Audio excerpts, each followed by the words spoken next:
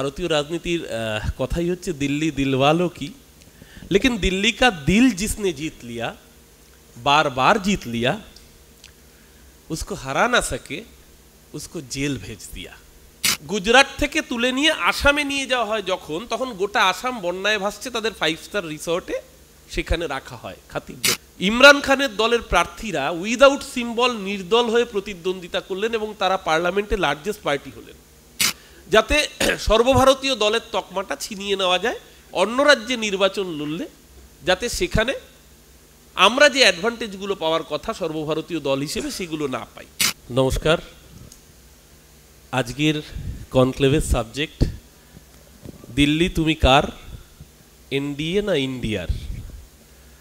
আমি সঞ্চালক ঋতব্রতকে ধন্যবাদ জানাই। ঋতব্রত প্রথমেই বাংলায় তর্জমা করে একটা আবৃত্তির ছলে বলেছে যে বড় বড় দেশে ছোট ছোট কথা হয়, যেটা আমরা ছোটবেলায় শুনে বড় হয়েছি। বড়ে বড়ে দেশোं में ऐसे छोटी छोटी बातें होती रहते हैं सिनोरिटा।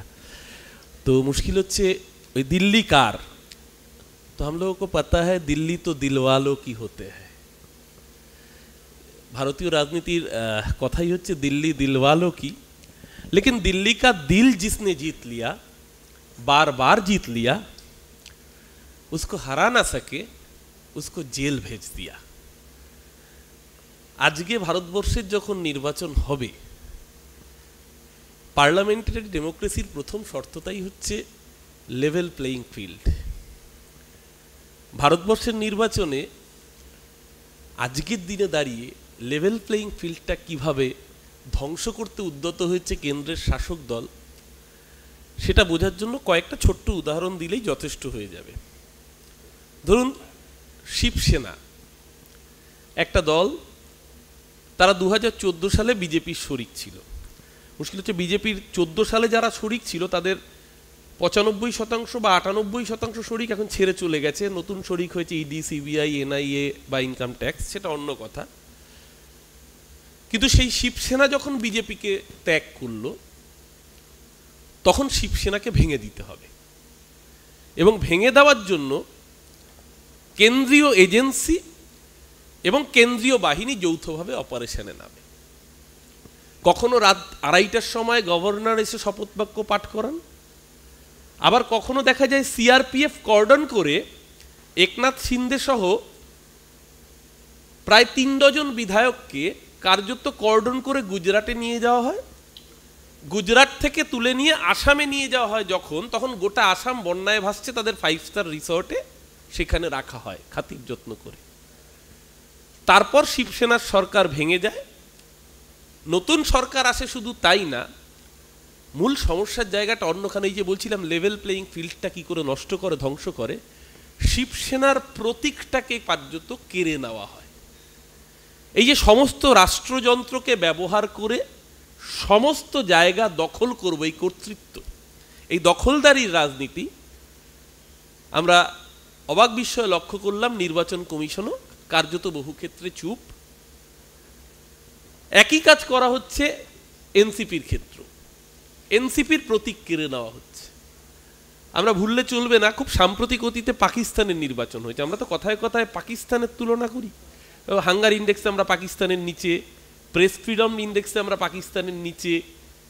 তো যেই পাকিস্তানকে বিদ্রুপ করতে করতে আমরা বড় হই, তো সেই পাকিস্তানে আমরা দেখলাম নির্বাচন হলো ইমরান খানকে কার্যত গৃহবন্দী করে, তার দল তেহরিক ইনসাফকে নিষিদ্ধ ঘোষণা করে। শুধু তাই না, তাদের সিম্বল পর্যন্ত কেড়ে নেওয়া হলো।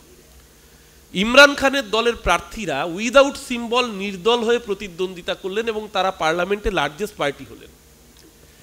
লেভেল প্লেইং ফিল্ড কি করে ধ্বংস করা হচ্ছে, তৃণমূল কংগ্রেস শঙ্কুরা ব্যঙ্গ করছে যে আঞ্চলিক দল তার সর্বভারতীয় ইত্যাদি ইত্যাদি।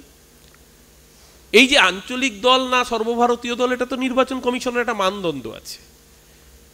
এইটা রিইভ্যালুয়েট করার কথা ছিল 2026 সালে। 2026 সালে যেটা ইভ্যালুয়েশন হওয়ার কথা, হঠাৎ করে 2023 সালে সেই ইভ্যালুয়েশনটা করতে হলো, কারণ যাতে সর্বভারতীয় দলের তকমাটা ছিনিয়ে নেওয়া যায় অন্য রাজ্যে নির্বাচন লড়লে, যাতে সেখানে আমরা যে অ্যাডভান্টেজগুলো পাওয়ার কথা সর্বভারতীয় দল হিসেবে সেগুলো না পাই। উল্টো দিকে যারা বলছে আমরা বিশ্বের বৃহত্তম দল, তারা 38টা দল নিয়ে জোট করলো।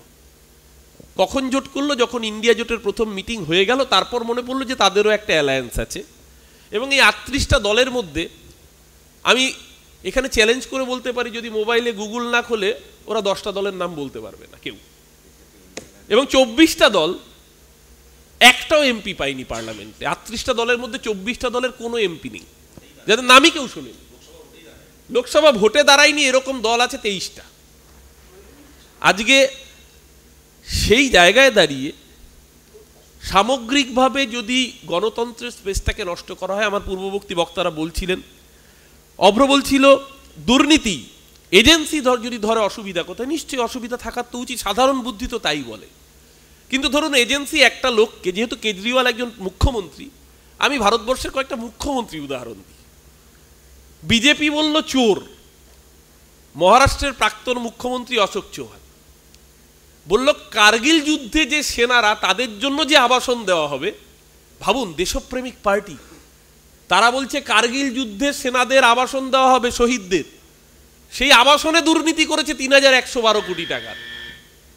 অশোক চৌহানকে গ্রেপ্তার করতে হবে, ইডির নোটিশ গেল। গত মাসের 20 তারিখ রাজ্যসভার ভোট হয়েছে, বিজেপির ক্যান্ডিডেট হিসেবে নমিনেশন ফাইল করেছে অশোক চৌহান, রাজ্যসভায় বিজেপির এমপি। নারায়ণ রানে 70,000 কোটি টাকা চুরি করেছে, ইরিগেশন স্ক্যাম করেছে। আজকে নারায়ণ রানের বিরুদ্ধে অভিযোগ ছিল, অজিত পাওয়ারের বিরুদ্ধে অভিযোগ ছিল 70,000 কোটি টাকার। অজিত পাওয়ার আজকে মহারাষ্ট্রের উপমুখ্যমন্ত্রী এবং অর্থ দায়িত্ব সামলাচ্ছে।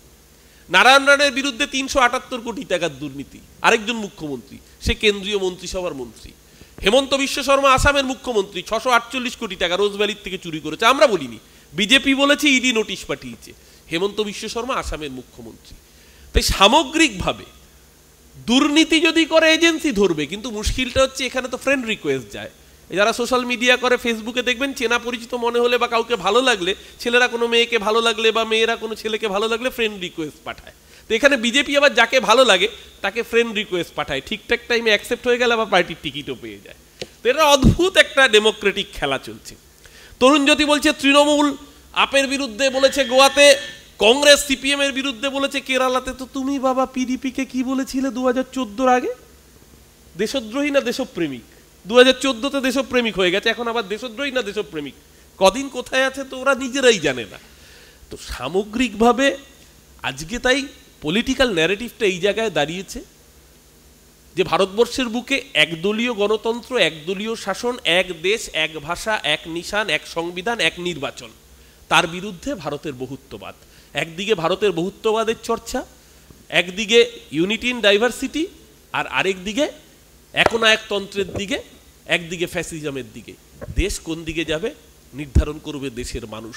কিন্তু হিটলারও ভেবেছিল পার্লামেন্টের বুকে সমস্ত বিরোধী কণ্ঠকে স্তব্ধ করে দেবে। মানুষ হিটলারের নিয়তি, হিটলারের পরিণতি ভোলেনি। ভারতবর্ষের নব্য হিটলারও জেনে রাখুন, আজকে নির্বাচনে মডেল কোড অফ কন্ডাক্ট জারি হওয়ার পরে কেজরিওয়ালকে অ্যারেস্ট করছেন, মহুয়া মৈত্রকে সমন করছেন। এত ভয় কিসের?